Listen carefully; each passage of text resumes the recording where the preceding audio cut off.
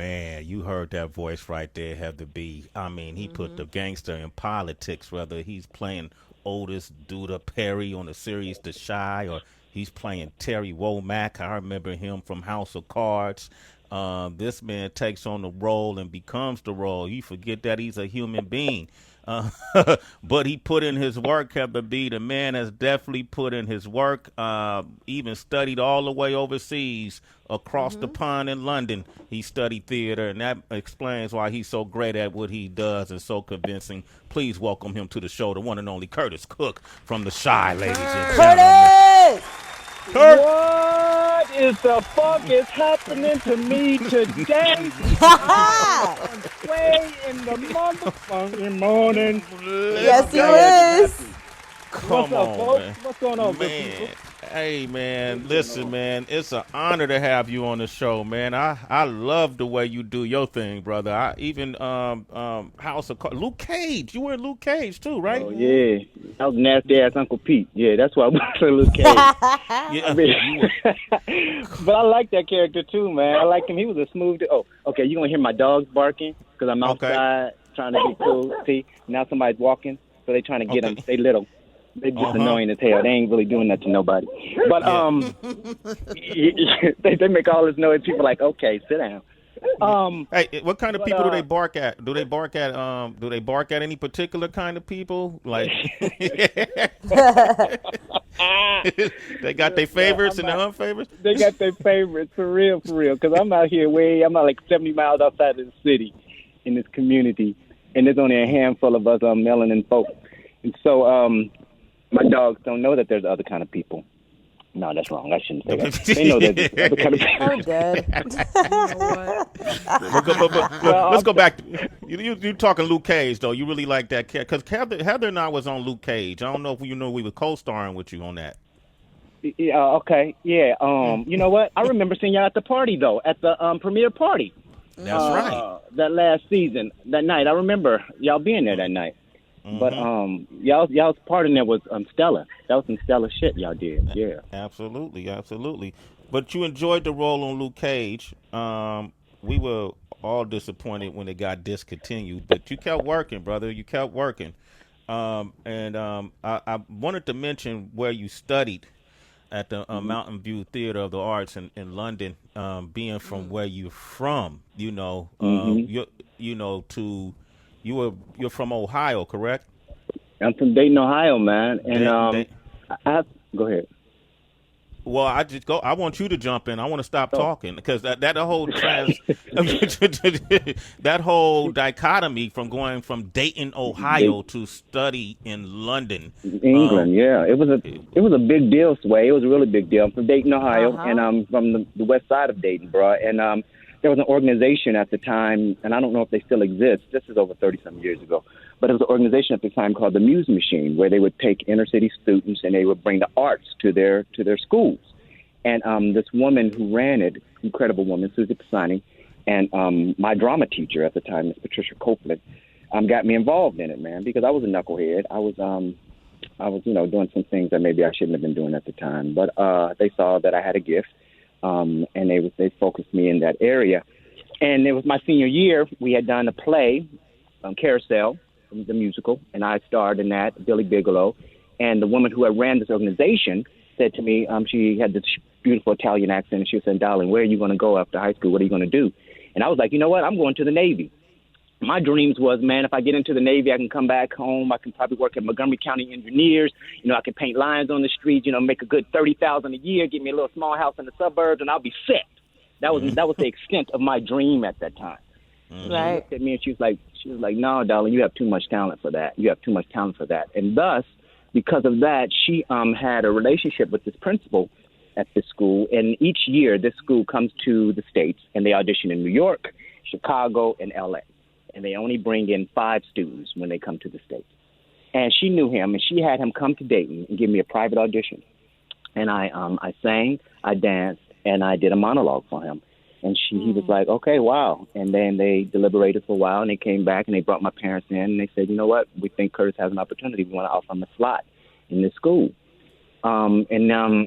we were floored. All of us were floored. My father and mother take me home. They're like, you know what, Curtis? And they got these sad faces, man. And I'm like, what's up? You know, what's going on? They're like, look, I think this would be a great opportunity, but I'm the oldest of 5.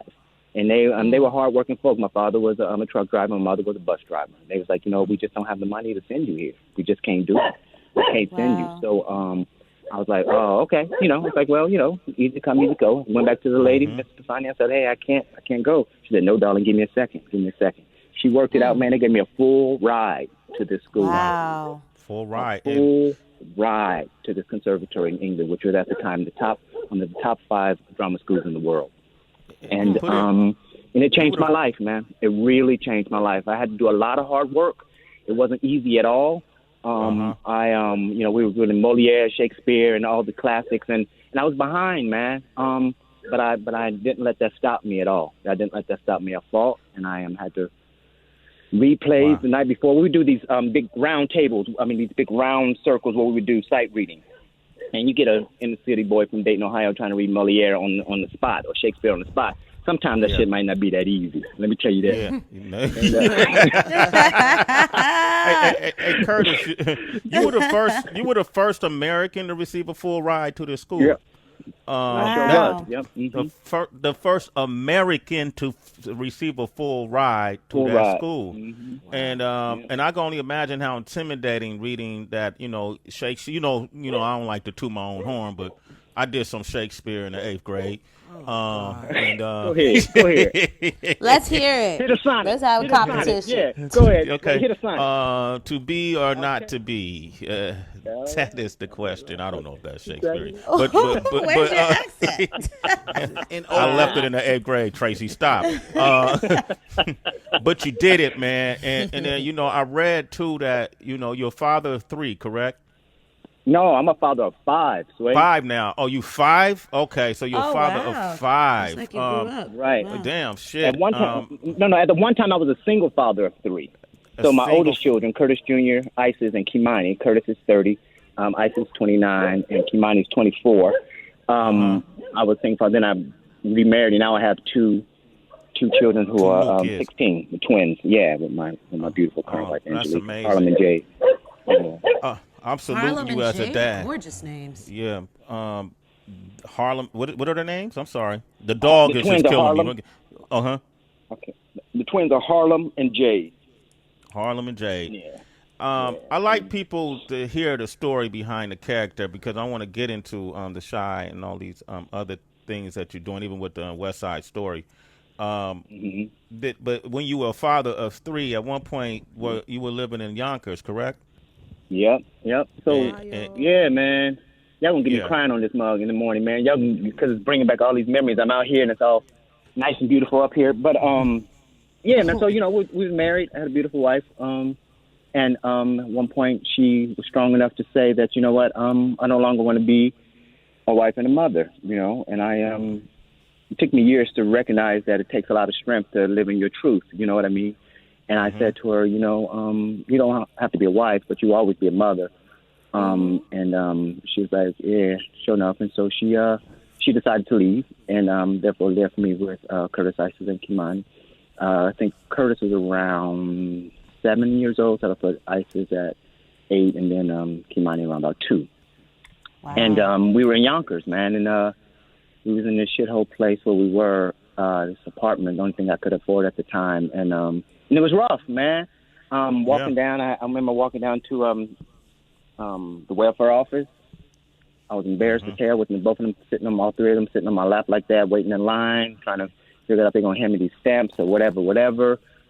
Subsequently, they did give me the stamps, but I was too prideful at the time. And actually, there was a card I still have this card in my wallet, man. I carry this card with me in my wallet to this day. I think it's called an EBT card, if I'm not mistaken. Mm-hmm. Yeah, and but I would never use, but they still gave out the paper, you know, like the food stamps. But I would never use the food stamps, man. I would never use the food stamps. I used to have like a pile of food stamps in my closet. I would just take them and just whatever I can get with the card, that's what we would get and use. So it was, and at the time as well, man, to keep going, and I kept going in theater as well, and we started a theater company at the time. People was wondering, a lot of my cast members didn't know. that I was a single dad, or Mm-hmm. eventually I became. We got evicted from the place we were at, Wow. and we were kind of like homeless. I was sleeping on a friend's couch, man. And me and my son, I have to say too, man, my ex-wife's parents helped out a Yeah. lot too, because there was times Mm-hmm. where I had to, try to look for a place to do whatever, and so she would keep Curtis and, or she would keep Isis and Kimani while I would go. Me and Curtis would go to Yonkers and kind of try to find a new spot. And wow, man, this is fucking me up a Yeah. little bit, but it was a tough time, bruh. I Yeah. knew I didn't know I would get through it, but I knew I couldn't stop. I knew I couldn't stop doing what I was doing. I knew I couldn't stop moving forward. I realized that they're watching me. I realized that I had responsibilities, and I had a gift, man, and I had a love. Yeah. And sure enough, I think when you find that focus and you have a true belief in self and a true belief in the creator and the universe, things present themselves. And subsequently, we ended up getting a place. And right after that, I got on a Broadway show. I got Miss Saigon. I went on Broadway to do Miss Saigon. Mm-hmm. And things shortly after turned around. And we've been very fortunate ever since, man. Not to say we haven't had any rough times since then, but we've been growing. Now I'm a granddad, Oh, man. and I got Damn. 2 dogs. Yeah, man. Yeah. That's the part of the story, Curtis. I want folks to hear. I appreciate you sharing it with us, because the things you said, you knew you had a gift, you had faith. All of these ingredients help you get to where you are, to get past that situation. So when I watch you, I know the story. So when I watch you play these characters and these roles, I'm like, this dude is he's digging from a wealth of emotion. So thank you, man. Get Curtis Cook a round of applause. Like we want an encore, you know.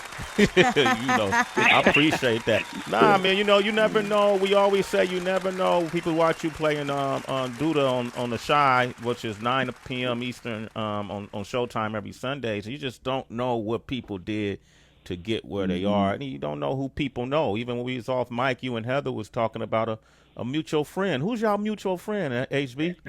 So let me man, Curtis, God bless you, brother. And here's the thing, Curtis, very early on when he came on the show, he started talking about like these people that believed in him, and it's so true. Going through life, it's important that you get these people around you that believe in you, and such is the case with our mutual friend.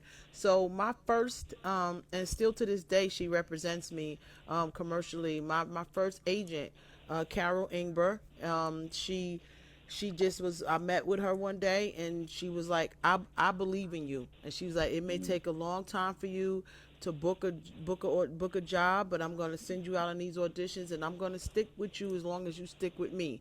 And I got to tell you, Curtis, I don't know if your experience was the same way, but having somebody say that to you, and you leave a meeting and you walk out, and I mean, it was audition after audition, and I would just hit her back. I'm like, Mama Carol, I don't know what they're looking for. This is just terrible. Don't worry, darling. We're going to get something. And she just stuck by. And when she hit me last night, I had no idea you and I were with the same agency. And she hit me last night. She's like, Curtis is a client, been one forever. I was like, wow, I understand now.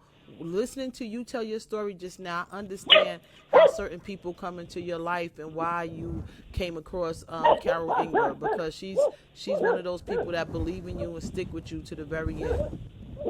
Yeah. So that's true, our man. mutual friend, Sway. That in business, somebody we work with in business. Yeah. Okay, all right. And I would say too, Carol is she's like a mom to me as well, because in those dark times, it was those commercials, man. I have like over like 70 odd commercials that you can go back and find me in, and that was because of her due diligence and her believing in me as well, and keeping me going out there and be like, no, go to this call, no, go. Yep. It's gonna turn around. It's gonna turn around. I was like, what? I just said, hey, good morning. That's all I had to say today. Really? She's like, no, go back. And sure enough, it paid off. You're right. Wow. Curtis Cook is here, man. You know him from The Shy. Also, he's starring as Abe in Steven Spielberg's upcoming film West Side Story. That's not till December, but it's interesting because you work with Lena Waithe, who Lena worked with Spielberg when she starred in the film Ready Player One. a couple of years ago, and now you worked with him in this film. Do you get starstruck? I know you put in so much work. Sometimes it's hard to get starstruck, but that's Steven Spielberg. Right, bruh. And that's for real, for real. And I also want to take a minute, man, and just big up Lena, man. Lena Waithe for Lena and coming for creating this incredible vehicle, The Shy, man. I mean, the foresight of that and putting that out there and being authentically black and authentically pure and real, that's something that's to be applauded every time we can. Any opportunity we get an opportunity to do that. But Steven Spielberg, come on, man. I was fortunate enough to work with Martin Scorsese on Shutter Island, and I did another movie with Sidney Pollack called The Interpreter. So after you do those two big films like that, those two big Hollywood films, I was like, I'm good. You know what I mean? I'm like, I can't even imagine work with anybody of that ilk again. You know what I mean? Black guy in this. And I'm one of those actors that I kind of shy away from the spotlight and all of that because I want people just to kind of be surprised when they see me. They be like, I've seen that dude before. But then I get this call, man, and this appointment to go in for Steven Spielberg, dude, and end up booking this role. And I'm standing there looking at him, and I'm like, hey, Mr. Spielberg. And he's like, oh, my God, Curtis. Oh, my God, I love you on The Shy. I'm looking at this dude like, really, Steven? You watch The Shy? Come on, man. You ain't got to gas me like that. He's like, no. And then this dude goes on to proceed to go through my whole season 2 arc of my character. And I'm thinking, either this guy got some good-ass assistants or he watches the show. But he, man, and then as we were shooting and doing the scene, man, he just kind of opened the playing field for me. He was like, you know what, do what you do, Curtis. I've seen what you can do. Just let that roll, and to have that confidence in me, and that comes from the greats. Those people that just are able to just step back and let the artist do what they do because they know in the end, if you give that comfort space, it's going to be something magical. And what this dude is doing in this new incarnation of West Side Story, my character Abe is doing, it's going to be one, great to see black faces in that classic, and two, the man is a genius. He's a master. You know what I mean? So it's going to be something to behold. I'm looking forward to seeing. I haven't seen any cuts or any dailies or anything, so I'm really looking forward to seeing. And I'm saying all this shit, and I'll be like, hey, what happened to my role? What? No, what happened where am I? Hey, Kurt. Hey, that be happening though, man. Shit, Yeah. you put in days and then you don't see nothing but a burp. You're like, oh shit, that was my shoe. Shoe. Can we get a credit on that? Let somebody know that was my shoe. Wow, man. Curtis Cook is here. Curtis, if you are comfortable and willing, I can't help but bring you into a conversation that we started the show with earlier, where Heather, she was curious about how people meet each other nowadays, like romantically outside of apps. And I know the importance because I'm in a relationship, and having the right partner who fuels me not only privately but professionally, just what that does for me on a holistic level.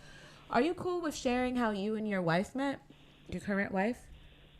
Oh, yeah. I thought you was about to start asking me about apps. So I was going to be like, okay, listen, first of all, I called in on the wrong number just now, and they was like, for senior citizens, please press 1. Or I was like, oh, shit, what happened? Then went my black ass. So that tells you how good I am with technology. So good. You didn't ask me about that. But, man, thank you for asking me that, Tracy, because this is something I don't get an opportunity to talk about a lot. And I think this new kind of people recognizing me on the street, this is new for me. I've been doing this for a long time, over 20-some years, and this is all I've ever done. But now to have this kind of face, I get fearful of introducing my wife into it because she's a dancer in her own right. She incredible performer, incredible actress. And we actually met in the company of The Lion King on Broadway. And I was doing Banzai, and she's a dancer swing and a singer swing, and she was covering Shinzi. I don't know if you know the show, but those are the hyenas. And so, it was one of those things that we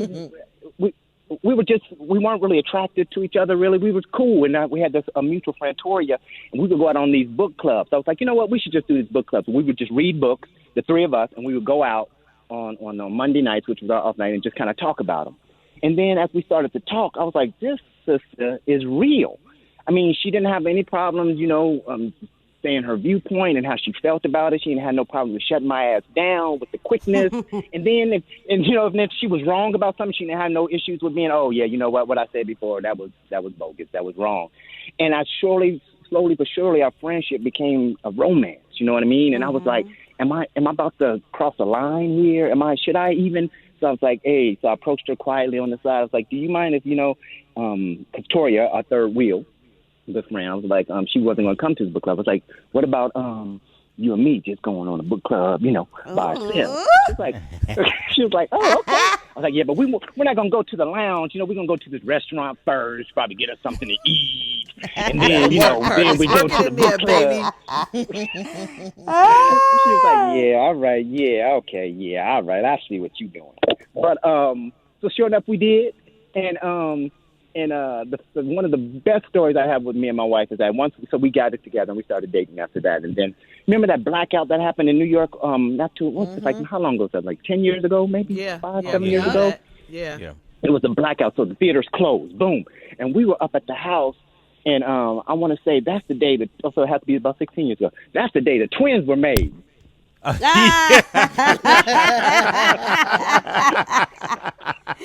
had New York time. blackout brought me my twins. Hey man, from the darkness comes the light. Oh man, that's lovely, man. Hey man, that's amazing. And so the rest is history. And here we are. Here we are. Curtis Cook is on the line, man. You want to talk with him, 888-742-3345. We got Chicago Joe from California on the line. What up, Chicago Joe? Yo, What up? good morning, Sway. Good morning. What up, brother? Family. Tracy G, how y'all doing? Hey, What's love. Shy Mr. Joe. Cook, man. Mr. Cook, you're dangerous out there, man. Thank you, bro. I mean, the character is my little ass. You be like, oh, that's Duda? That ain't Duda. Sit your little ass down somewhere, Curtis. I'll push you down the stairs. I'd be like, okay. Yeah, I don't know if you're privy to the information about the Duda name, man. It came from a neighborhood buddy of mine, one of the writers. Yeah. It's Yeah. pretty dope I to remember. hear that. Go ahead. I can't hear you. Say that again, man. I'll say it's pretty dope to hear that the name that originated from one of my partners in the neighborhood. Mm-hmm. Oh, okay. What was he like? Was he a gangster politician? He wasn't that dangerous. He wasn't dangerous as Mr. Cook. Okay. Yo, man, people must think that you just like the character in real life. You ever get that? Yeah, I mean, I once again, I don't go nowhere, man. So the only people that know me is my family here. They know I ain't that dude. But online and stuff, I think people get confused. If you look at my Instagram, I'm a silly dude, man. I'm an actor. I just love to do all of it, man. And so I make sure that when I'm posting anything, I'm just posting me. I'm not trying to be this stereotypical thing, this hard, quiet thing. It's like, hey, I'm all of it. You know what I mean? Like I say, the Duda is I put together my grandfather, my father, and me to help create this dude that Lena and Showtime have allowed me to play. But yeah, I mean, of course, there's something in there like that. I mean, I asked my children one time when the scene when Jake didn't have his shoes on, and I saw that scene for the first time, and I was like, damn, that is kind of hard. And I looked at Harlem and Jade. I was like, I ain't even like that, am I? And they just kind of put their heads down and looked away. So I was like, oh, really? I'm like that? And Jay was like, yeah, Dad. I mean, yeah, you are scary sometimes. I'm like, oh, good, then. Sit your ass down then. Good. Because the scene was so cold. Like, it felt like you was threatening. I think you threatened his life if he kept coming in the house with his shoes on. It was a cold Sway, scene. I ain't threatening nobody's damn life over the shoes, Sway. I felt like you threatened that man. Kid would start crying. But that's such a standout scene. It's funny you would bring that scene up too, man. Dion's on the line from Dayton, Ohio. What up, Dion? Oh, Hey, Dion. Hey, good. Hey, what's up, Curtis? Good morning, Sway. Tracy G. Hey. I listen to you guys all the time. Thank you. Curtis, this is your homeboy. I don't know if you remember me, but this is Dion Weatherspoon. And we served in junior high, me, you, and Kwanzaa we had a little singing group in the 8th grade. You guys were in the 8th, and I was in the 7th, and we sung This Christmas at Ralphie Junior High. Wow. Okay. Do you recall that? And we were in Razzle Dazzle, we was in Dazzle, and we was in Pizzazz together. You remember all those shows? I remember Razzle Dazzle and Pizzazz. Man, you embarrassing the hell out of me on national radio, dude. Razzle Dazzle. This is Doodah now, nigga. We talking about Razzle Dazzle and Pizzazz. Curtis, I can't deal with you. They called me Spoon. So I don't know if that rings a bell. But if you remember Kwanzaa, you guys were lead vocalists. I knew you guys.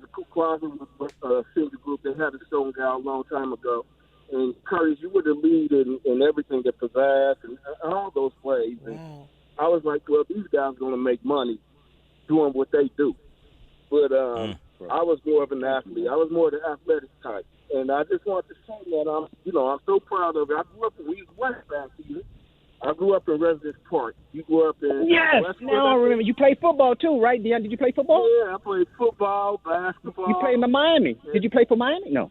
I'm thinking. No, that was Marco Coleman. That was Marco Coleman. Okay. Yeah, Marco Coleman grew up in Residence Park with me. But anyway, yeah, I just want to say I'm proud of you, man. Every time you play, Thank you. Yeah, I'll be like, hey, I sung with that guy. I tell my wife I sung with that guy right there.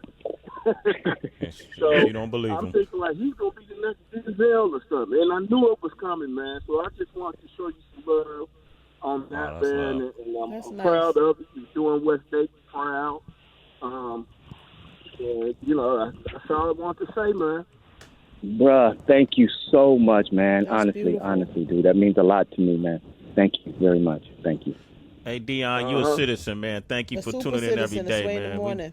Wow, man, we just had a class reunion right there. I'm going to take one more because I think this is an important call. Nikki, North Carolina, you got a quick question for Curtis? Nikki. Sure. Good morning, team. I listen to you guys. I'm on my way to work, so I'm going to make this quick.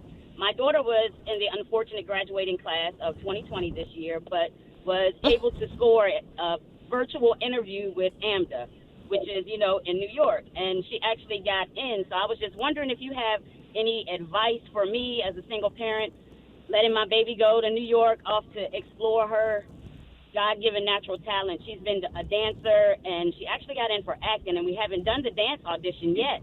And they're telling us they're going to pause on that because she's already in. So I just wanted some advice, for her, coming from a small town, single mom, just some advice. That's all. Wow, sis.